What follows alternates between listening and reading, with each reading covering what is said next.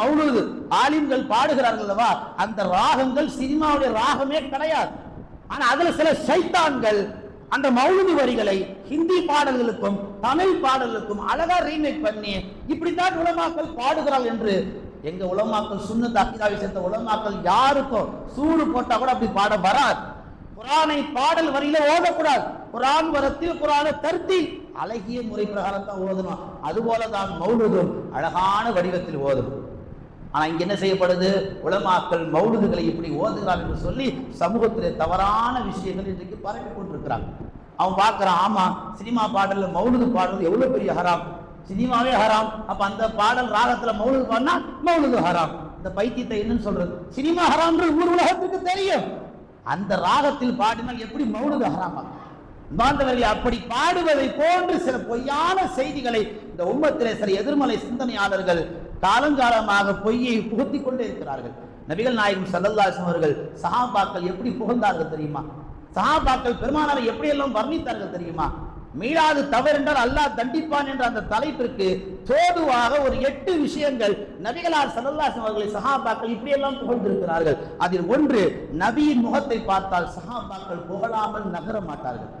நபியினுடைய குணநலங்களை பார்த்தால் நபியை புகழாமல் நகர மாட்டார்கள். நபியினுடைய கருணையை பார்த்தால் சஹாபாக்கள் புகழாமல் ஒதுங்கி போக மாட்டார்கள். நபியினுடைய கண்ணியத்தை அவர்கள் விளங்கினால் நபியை புகழ்ந்து விட்டு தான் அந்த சபையை விட்டு கடந்து செல்வார்கள். அதே போல சஹாபாக்கள் நபியின் உண்மை தன்மை நம்பகத்தன்மையை பெருமானாரிடத்தில் சஹாபாக்கள் கண்டுவிட்டால் அந்த நம்பகத்தன்மை அமீன் என்ற அந்த நம்பிக்கைக்குரிய அந்த தன்மையை சஹாபாக்கள் புகழ்ந்து விட்டு தான் அந்த சபையை விட்டு கடப்பார்கள். அந்த வரிசையிலே பெருமானாருடைய துணிவை சஹாபாக்கள் பார்த்தால் சஹாபாக்கள் புகழாமல் போகவே மாட்டாங்க. பெருமானாருடைய வீரம், பெருமானாருடைய துணிச்சல், இவை அடுக்கிக் கொண்டே போகலாம். இவையெல்லாம் என் பெருமானார் என்ற ஒற்றை மனிதரிடத்தில் இருந்த அத்தனை நற்குணங்கள். அதனால தான் அல்லாஹ் குர்ஆன்ல பேசுறான், வ இன்னக லஅலா குலுகின் அதீம், நிச்சயமாக நபியே நீங்கள் ஒரு மகத்தான நற்குணத்தின் மீது படைக்கப்பட்டிருக்கிறீர்கள். இவன் குர்ஆன் ஓதுனா தானே, இவன் குர்ஆனுக்கு தர்ஜுமா படிச்சா தானே தெரியும்.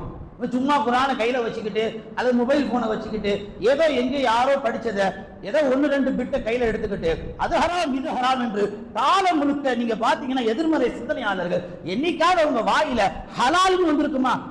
காலம் எல்லாம் அந்த அமைப்பை சேர்ந்தவர்கள் ஹராம் ஹராம் ஹராம் சொல்லி ஹராமிலேயே போய் கொண்டிருக்கு. சஹாபாக்கள் பெருமானாரை கண்டால் இந்த வார்த்தைகளை சொல்லுவார் என்று கிதாபுகளில் பதிவு செய்யப்பட்டிருக்கு. நபி வாழ்ந்த காலத்தில் நபியுடைய அரபுலக அந்த மக்கமா நகரிலே இன்றைக்கு எப்படி மீடியா ஒரு பெரிய தூணா இருக்கு, அன்னைக்கு நபி வாழ்ந்த காலத்தில் ஒரு மிகப்பெரிய சக்தி வாய்ந்த தூண் என்று சொன்னால் கவிதைகளை அழகாக எழுதுவது, கவிதைகளை அழகாக பாடுவது. அதுல தேர்ச்சி பெற்ற சஹாபாக்கள் எத்தனையோ சஹாபாக்கள், ஹஸ்ஸான் இப்னு சாபித், கஅப் இப்னு வக்காஸ், எத்தனையோ சஹாபாக்கள், அப்துல்லா இப்னு ரவாஹா போன்ற முக்கிய சஹாபாக்கள் எல்லாம் கவிதைகளை தங்களை ஈடுபடுத்திக் கொண்டு என் பெருமானாரை நாள் முழுக்க வர்ணித்து எழுதுனதை பெருமானாருக்கு முன்னாலே சென்று பாடுவது, இதுதான் சஹாபாக்களுடைய வேலையாக இருந்தது. இப்படிப்பட்ட சஹாபாக்குடைய வரலாறை இன்றைக்கு இந்த உம்மத்து புறக்கணித்துக் கொண்டிருக்கிறது. மீலாது ஏன் தவறுல தெரியுமா? அல்லாஹ் குர்ஆனில் அழகாக சொல்லுவான், நபியுடைய வாழ்க்கையில ஒரு 10 விஷயம் நடந்ததுங்க. அந்த 10 விஷயத்தை வச்சுதான் அல்லாவே சொல்றான், மீலாது தவறு என்றால் அல்லாவே தண்டிப்பான். ஒன்று, நபிகளார் வாழ்ந்த போது விரல் நுனியிலிருந்து தண்ணீர் பாய்ந்தது. அந்த நுனியிலிருந்து தண்ணீர் பாய்ந்த அந்த தண்ணீரை சஹாபாக்கள் உது செய்தார்கள். நீ இல்லைன்னு மறுக்க முடியுமா? நீ தான் காஃபிர் ஆகுது. சஹாபாக்கள் சொல்லுகிறார்கள், நபி வாழ்ந்த காலத்தில் கொஞ்சம் உணவு இருக்கும். ஏறக்குறைய 100க்கும் 1000க்கும் மேற்பட்ட சஹாபாக்கள் கொஞ்ச உணவில் அந்த உணவு எல்லா சஹாபாக்களும் சாப்பிட்டார்கள். கொஞ்சம் தான் இருக்கும் சாப்பாடு, அந்த உணவில் அல்லாஹ் பரக்கத்து வைத்தார். நபிகளார் வாழ்ந்த காலத்தில் சிறிய எத்தனையோ பேர் பெருமானாரிடத்துல உதவின்னு வருவார்கள். நாயகம் கொஞ்சம் தான் கொடுப்பாங்க, அது பரக்கத்துல மாறிவிடும். மக்காவில வாழுகிற பொழுது மக்கத்து காஃபிர்கள் எல்லாம் நபிகளாரை பார்த்து, நீங்க நபி என்பதற்கு என்ன ஆதாரம்? நபிகளார் என்ன செய்தார்கள்? தங்கள் கலிமான் விரலை சந்திரனை பார்த்து என்ன செய்தார்கள்? அஷ்ஹது அல்லா இலாஹ இல்லல்லாஹ் என்ற அல்லாஹ்வுடைய வார்த்தைகளை சொல்லி நீ பிளந்து விடு என்றார்கள். அந்த சந்திரன் 2ஆக பிளந்தது என்று இன்றைக்கும் வரலாற்றில் இடம் உண்டு. ஆராய்ச்சியாளர் அறிவியாளர்கள் சொல்லக்கூடிய செய்தி, நிலாவிலே ஒரு வீரல் இருப்பதாக இன்றைக்கும் நாசாவிலே அறிவிக்கப்பட்டிருக்கிறது.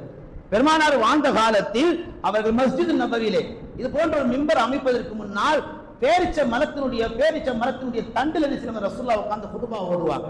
ஒரு காலத்துல என்ன செஞ்சார்? அந்த பேரிச்ச மர தண்டு தேவையில்லை, ஒரு மிம்பர் அமைக்கலாம்னு சொல்லி மிம்பர் அமைச்சு கொடுத்தாங்க. ரசூல் அந்த மிம்பர்ல உட்கார்ந்து குதுபா ஓதும்போது அந்த பேரிச்ச மர தண்டுவை அகற்றப்படுகிற பொழுது அந்த பேரிச்ச மரத்தின் தண்டு அழுததாக ஹதீசுகளில் இருக்கிறது. ரசூலுல்லாஹ் அதை தடவினார்கள் என்பதாகவும் ஹதீஸில் இருக்கிறது. இப்படி வரலாறு முழுக்க பெருமானார் ஸல்லல்லாஹு அலைஹி வஸல்லம் அற்புதமாக வாழ்ந்திருக்கிறார்கள். தங்களுடைய கண்களால் எத்தனையோ பேருக்கு ஷிஃபாவை தந்திருக்கிறார்கள். தங்களுடைய உமிழ் நீரால் எத்தனையோ பேருக்கு ஷிஃபாவை தந்திருக்கிறார்கள். ஒட்டுமொத்தமாக பெருமானார் ஸல்லல்லாஹு அலைஹி வஸல்லம் பற்றி அல்லாஹ் சொல்லுவான், குல் பி ஃபضலில்லாஹ் வ பி ரஹ்மத்திஹி ஃபபிதாலிக ஃபல்யஃப்ரஹு ஹுவ கைரும் மிம்மா யஜ்மஊன். நபியுடைய அருளை கொண்டு நீங்கள் கொண்டாட்டம் அடையுங்கள். ஏன் எப்படிப்பட்ட கொண்டாட்டம்? முமின்களே, நீங்கள் சேர்த்து வைத்திருக்கும் சொத்துக்களை விட மீலாது கொண்டாடுவது ஆகப்பெரிய சொத்து என்று அல்லாஹ்வே குர்ஆனில் பறைசாற்றுகிறார். இறுதியாக ஒரு செய்தி ஹதீஸில் சொல்வார்கள், எப்படிப்பட்ட வார்த்தை கவனிங்கள், ஸக்கருல் அன்பியா மின் இபாதா. நபிமார்களை யார் நினைப்பார்களோ அது வணக்கம் என்பதாக சொல்வார்கள். வதக்கருல் சாலிஹீன கஃபாரா, நல்லவர்களை யார் நினைப்பார்களோ அது அவர்களுக்கு பரிகாரமாக அமையும். அடுத்து சொல்லுவார், வதக்கருல் மௌத் சதகா, யார் மரணத்தை நினைப்பார்களோ அவர்களுக்கு தர்மத்தின் நன்மை கிடைக்கும். இறுதியாக சொன்னார்கள், வதக்கருல் கபர், யார் மரணத்தை அதிகமாக நினைப்பார்களோ அது அவரை சுவரத்தின் பக்கம் அழைத்து செல்லும் என்று பெருமானார் ஹதீஸில் சொல்லியிருக்கிறார். இதுல ஒரு வார்த்தை, நபிமார்களின் வாழ்க்கையை நினைப்பது இபாதத், வணக்கம் என்று அல்லாஹ் சொல்லுகிறார். அன்பார்ந்தவர்களே, 3 மணி நேரம் படம் பார்க்கிறோம், 1/2 மணி நேரம் சீரியல் பார்க்கிறோம், எத்தனையோ விஷயங்கள் தேவையில்லாம பேசுறோம். நபியுடைய மீலாதை வரக்கூடிய 25ஆம் தேதி யார் எந்த மஹல்லாவில் இருக்கிறீர்களோ தயவு செய்து மஜ்லிஸை கண்ணியப்படுத்துங்க. இல்லாவிட்டால் சக்கராத்துடைய நேரத்தில், கர்கராவுடைய நேரத்தில் கடுமையான சக்கராத் ஏற்படும். ஏன்? அல்லாஹ் அங்கதான் நம்மளை பிடிப்பான். எல்லாம் வல்ல அல்லாஹு தஆலா நம்முடைய நபியுடைய மீலாதை மனப்பூர்வமாக கொண்டாடக்கூடிய முஃமின்களை அல்லாஹ் நம்மை உருவாக்குவானாக. வாழும் காலமெல்லாம் அந்த நபியை போற்றக்கூடிய உம்மத்தாக, மௌத்தாகும் பொழுதும் ஸலவாத்தை சொல்லி மௌத்தாகக்கூடிய நன்மக்களாக அல்லாஹ் நம்மை கபூல் செய்வானாக. எதை பேசினோமோ எதை கேட்டோமோ அதன்படி அமல் செய்யக்கூடிய நர் தௌஃபீக்கை வல்ல ரஹ்மான் நம் எல்லோருக்கும் தருவானாக. ஆமீன். வ ஆகிரு தஅவானா அல்ஹம்துலில்லாஹி ரப்பில் ஆலமீன்.